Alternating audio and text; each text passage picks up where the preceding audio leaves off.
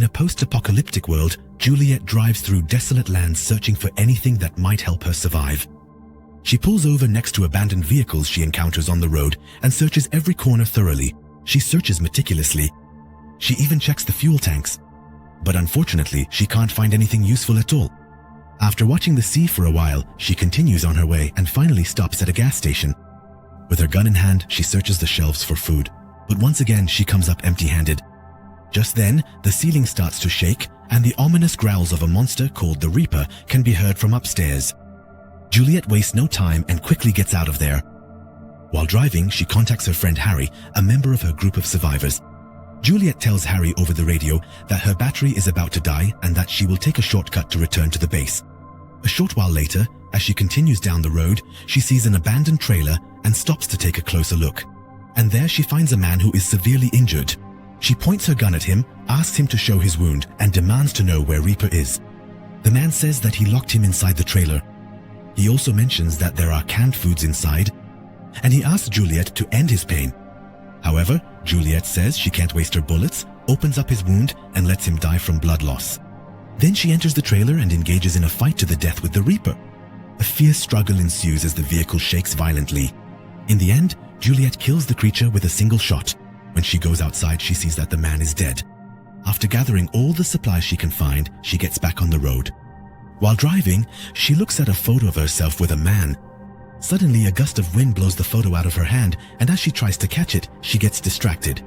The car veers off the road. It flips over several times and lands upside down. Juliette loses consciousness and dreams about her life before the apocalypse. On a rainy day, she visits an art gallery but doesn't understand the paintings. Just then, the owner of the gallery, Jack, the man from the photo, comes over to her.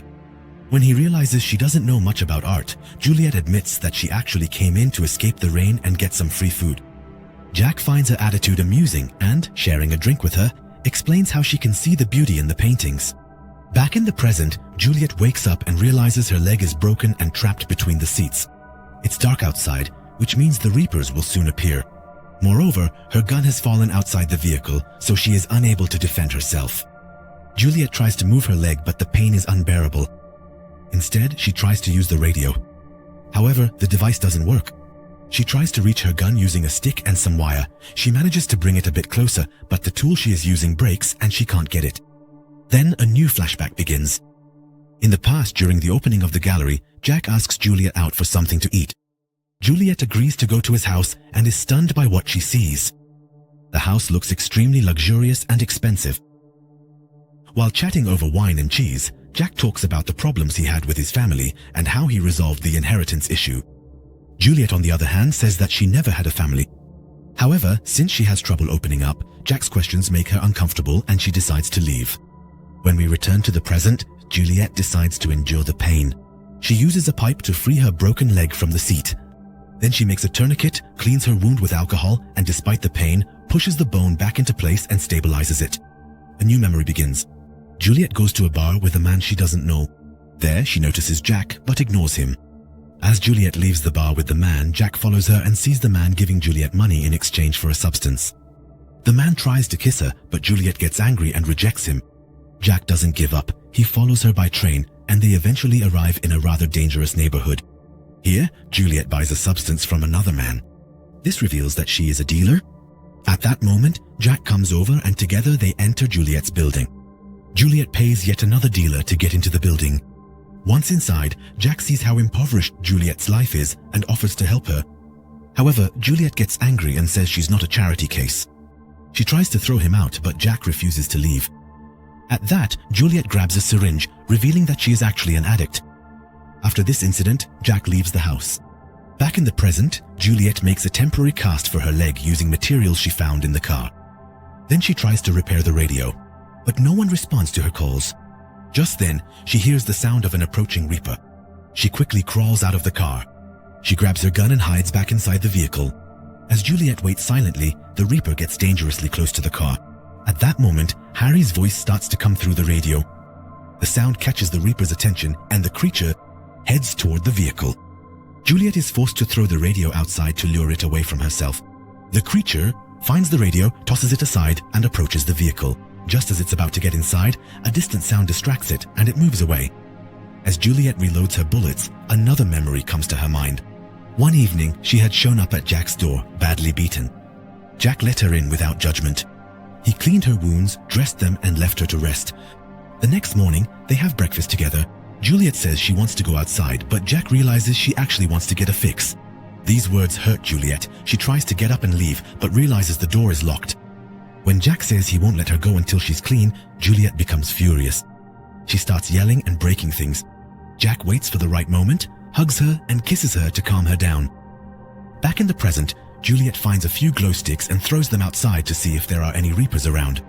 When she doesn't see any movement, she goes outside and grabs the radio. Just then, she hears a strange sound and tenses up. She starts searching by throwing the glow sticks in different directions. Eventually, she sees a Reaper on top of her car. She immediately shoots and hits the creature, then quickly gets back inside the vehicle. She waits for a while, getting ready to shoot again. But this time, the Reaper surprises her from behind. It rips off the window cover and reaches inside. Terrified, Juliette tries to escape, but the creature grabs her leg. In response, Juliette starts the engine and steps on the gas. She manages to make the wheels injure the creature. The Reaper flees, Juliette shoots at it but misses. While she's distracted looking outside, the Reaper sneaks in through the other window of the vehicle this time and startles Juliette with a roar. Reflexively, Juliette pulls the trigger and shoots the creature. After the Reaper moves away, Juliette tries to fix her radio, but her hands are shaking and she's out of alcohol to calm herself down. Then a new flashback begins. Jack and Juliette are now a couple and have moved into a brand new house. Juliette is quite tense during the move.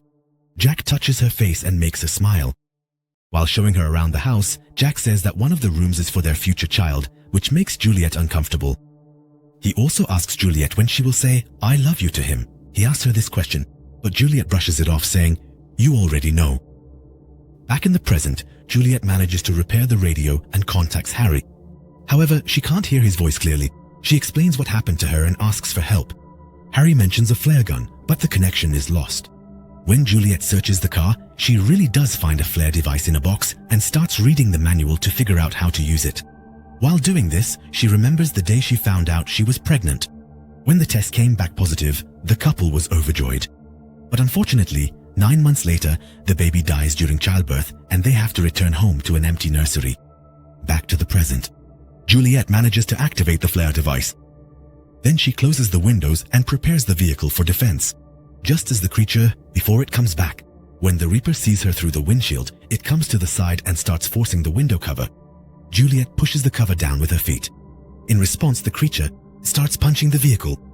At that moment, Harry calls again, tells her they'll be there soon to rescue her, and reminds her to use light against the Reapers. Juliette knows this, but the flashlight is broken. Suddenly, she hears a noise, and when she turns around, she sees that the creature has broken the windshield and is attacking from the front. Luckily, she manages to turn on the headlights. The bright light scares the creature away. Afterwards, Harry calls again, but this time with bad news. They will only be able to pick her up at sunrise, because it's too dangerous to travel that far at night. This moment triggers a new flashback for Juliette. After the baby's death, the tension between Jack and Juliette kept increasing. One day, Juliette suddenly left the house. When Jack found her, they had a heated argument. During this argument, Juliette admits that she never actually wanted children and that Jack pressured her into it. Driven mad with anger, Jack gets out of the car and decides to go to the subway alone. He blames Juliette's old addiction for the baby's death and ends their relationship. Back in the present, Juliette hears the sound of a motorcycle passing nearby and honks her horn to get attention. 2 men approach her on a motorcycle. One of them says he'll help and gets into the car. But it soon becomes clear that he is actually a cannibal and wants to kill her. As Juliette tries to stop the man from stabbing her, the Reaper returns, drags the man outside, and crushes his head. The other man quickly jumps on his motorcycle and flees. Juliette watches as the Reaper feeds on the corpse. In another flashback, after the argument, Juliette goes to a bar and gets drunk, and she ignores Jack's calls. At that moment, she sees on TV that a chemical attack at the subway station has killed more than 30 people. Immediately after, she receives a call from an unknown number saying that Jack was injured in the attack. Panicking, Juliette rushes to the hospital. Returning to the present, Juliette picks up her gun and contemplates suicide. But her memory takes her back to that day at the hospital. Jack can no longer speak. However, he has found a way to communicate. From behind the curtain, he greets her with a touch to her face, which is special to her, and then turns to the writing board. I love you. He writes. For the first time, Juliette responds by saying, me too. Jack makes her promise that she will never give up. This promise makes present-day Juliette put down the gun. Determined to keep her promise, Juliette gets out of the car with a flare gun and 2 cans of gasoline. She fills one of the cans with gasoline. Then she lights the flare and starts waving it to attract the Reaper's attention. As the creature starts to approach, Juliette slowly backs away and waits for it to reach the can. Just as she's about to shoot, the Reaper escapes at the last moment and avoids the explosion. Juliette looks around to search for the creature, but the Reaper suddenly appears behind her and causes her to drop her gun. Trembling with fear, Juliette pushes away the creature's thin arms and throws herself back into the car. But the Reaper grabs her injured leg, causing it to bleed. As Juliette desperately tries to reach her gun, the creature pulls her out of the car and throws her to the ground. As soon as Juliette grabs the gun, she fires with both hands and brings the creature down. When the monster lies motionless, Juliette bursts into tears and remembers the day she learned Jack had died and had a nervous breakdown at the hospital. She remembers. When we return to the present, it's morning. The Reaper starts moving again, but Juliette is out of bullets. The creature climbs over her, but instead of attacking, it gently touches her face. At that moment, Juliette realizes that the being in front of her is Jack. This triggers a memory of the day they first met. Jack had said that people are brought together by fate, and to prove his interest, he closed the gallery and left with Juliette. Returning to the present, Juliette hugs Jack and finally tells him she loves him. Then she loads a new bullet into the gun, and with their heads resting against each other, they decide to end everything together. Thus, they both choose to go to the other world together.